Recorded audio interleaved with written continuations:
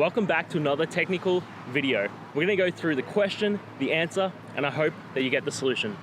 Guys, I hope you stay crazy just a little bit like me and work your way through to getting to that end resolution. Let's get started.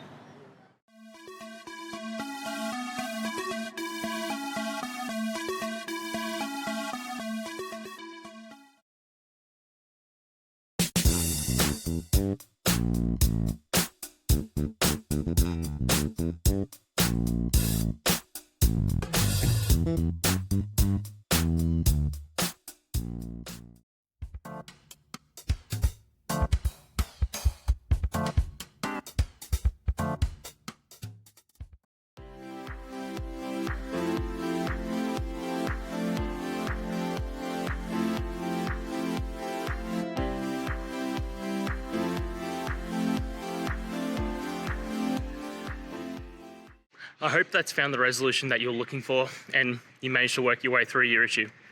Please, if it did help, hit subscribe. I'd really appreciate it. And until the next technical time you need help, have a good one.